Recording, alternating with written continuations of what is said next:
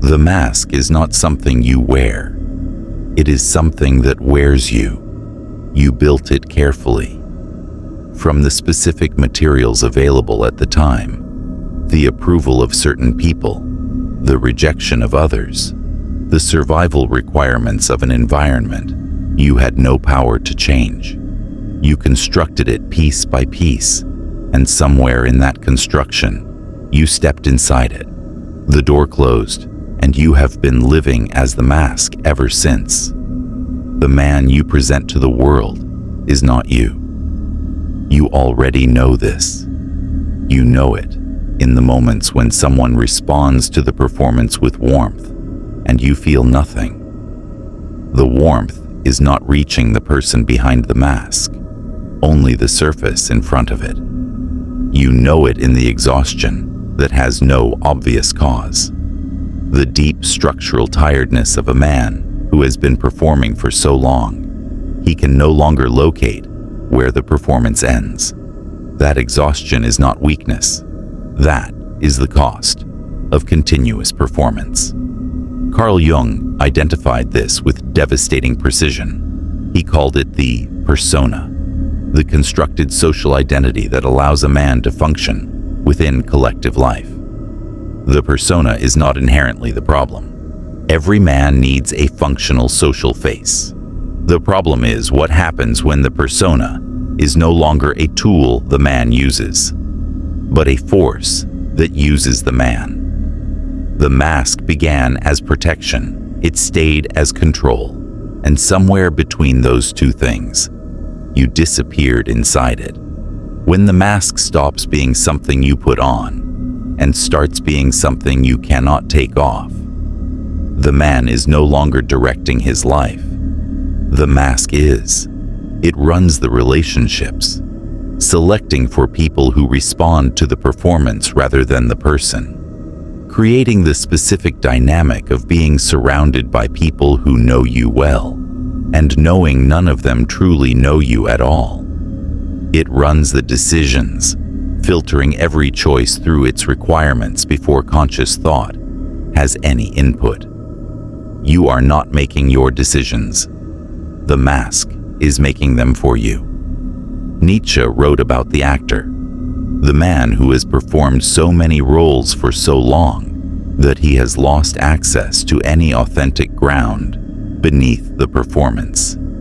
He has presented so many versions of himself to so many audiences that he can no longer locate which version reflects something genuine. He becomes a series of performances, with no performer at the center. This is not a rare pathology.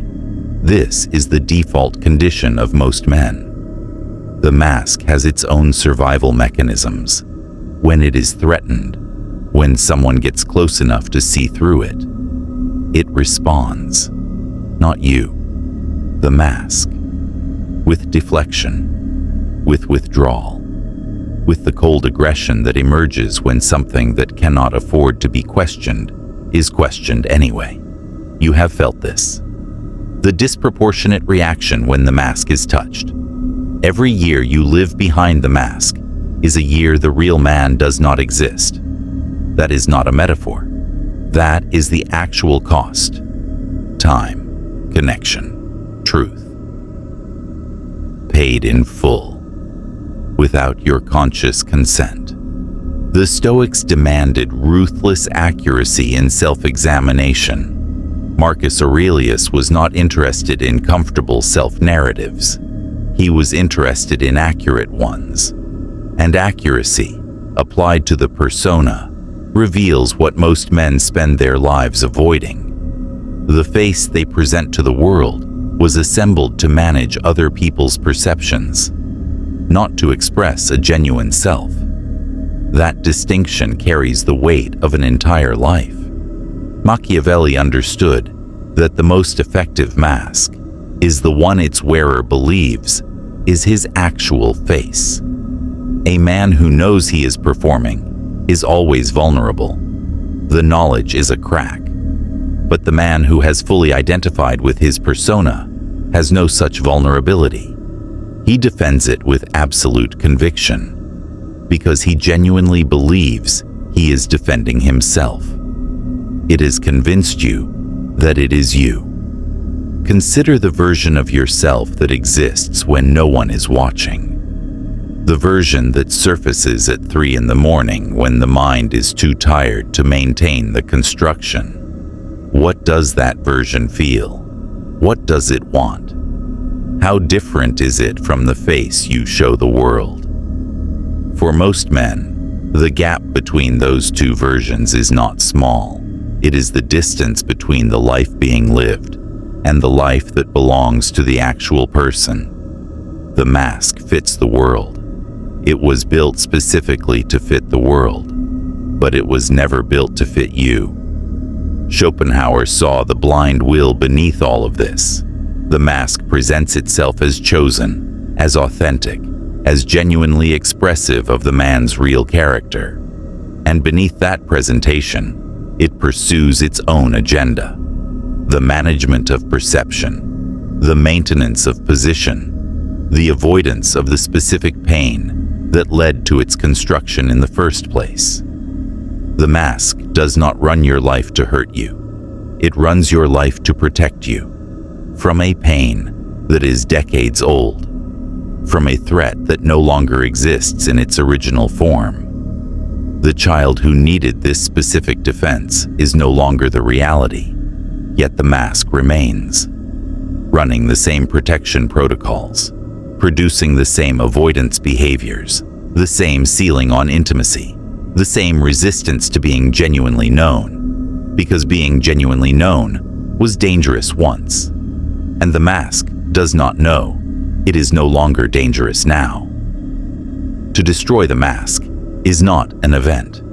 It is a confrontation with every version of yourself you built to survive, and every version of yourself that was buried in the process. Most men never begin it, not because they cannot, because the confrontation requires something the mask was specifically designed to prevent. The willingness to not know who you are without it. Look at your relationships with this understanding. The people who know you best know the mask best. They have adapted to it, learned which versions of you to call forth, in which contexts. They are in relationship with a construction. And you, somewhere beneath the performance, you know this. The mask allows you to be known in a way that feels like connection, while ensuring you are never known in a way that feels like exposure. That is not connection. That is managed distance wearing the face of intimacy. Jung wrote that the greatest burden a man must carry is the unexamined life of his mask. The accumulated weight of all the authentic responses that were suppressed, all the genuine desires that were buried, all the real reactions replaced with the mask's more socially acceptable alternatives. That weight does not disappear. It accumulates. It surfaces as inexplicable rage, sudden grief, the persistent sense that something essential has been lost.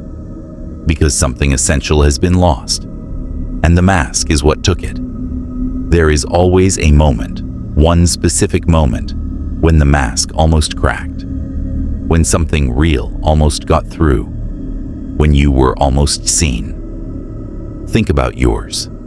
Drop it in the comments if you are willing.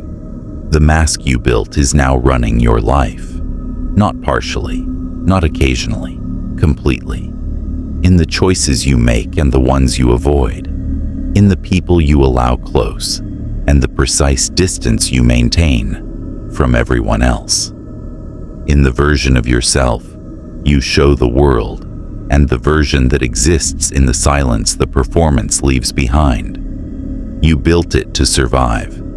It stayed to control. And the longer you call it your personality, the less of you remains beneath it.